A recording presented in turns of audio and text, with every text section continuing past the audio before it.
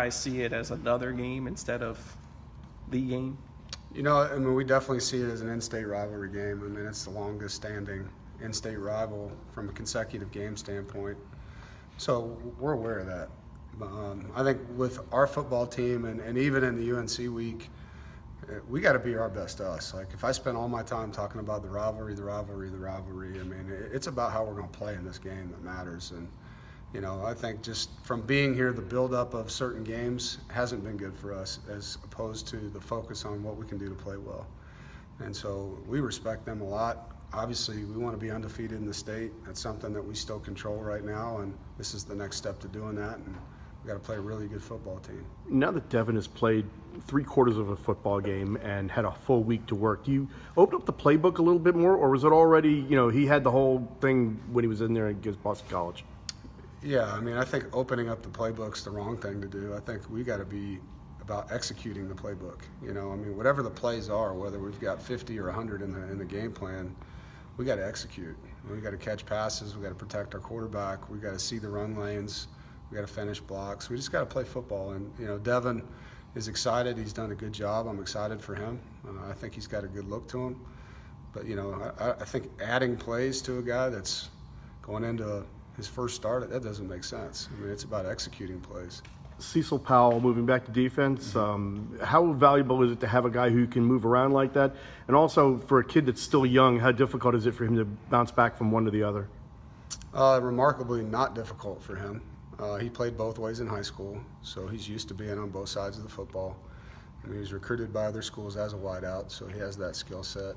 It's out of necessity for us. I mean, we have 4 corners that are out, you know, so to have the ability to have even a 2 deep at this point with that is pretty crazy, you know. I mean, the fact that we've got Devon and Malik and Keyshawn and Cecil, we still have 4 guys we feel really good about. You're able to get a first extended look maybe at Joshua Harris on the field. Yeah. You know, what did you kind of see in the Boston College game from him? He's getting better. You know, I mean, Josh has done a good job. He was in a position when he got here where he needed to lose weight, and he's dropped 25 pounds and still needs to get lighter. He played well with his hands. I think conditioning is always going to be a factor when you're, you know, at a place where you want to be in the 320s probably with him.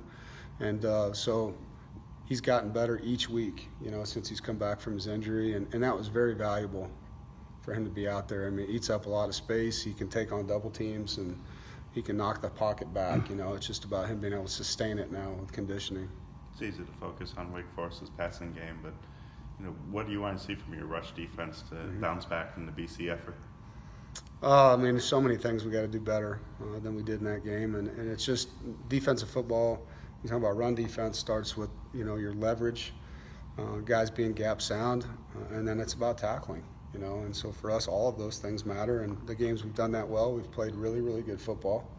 And so it's just the fundamentals of run defense. And you know, Wake Forest does a nice job where a lot of plays are runs with passes, the RPO game. So you're defending both a majority of the time.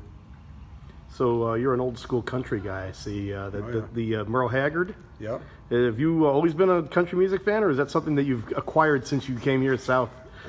Well, when I was painting houses in high school, my basketball coach was our boss, and he had this big old jukebox, and he pulled the knob off so you couldn't change the channel and left it on country radio. And so there was 2 kinds of music growing up, country and western, and you knew every word of every song, you know. What is it about Merle that floats your boats?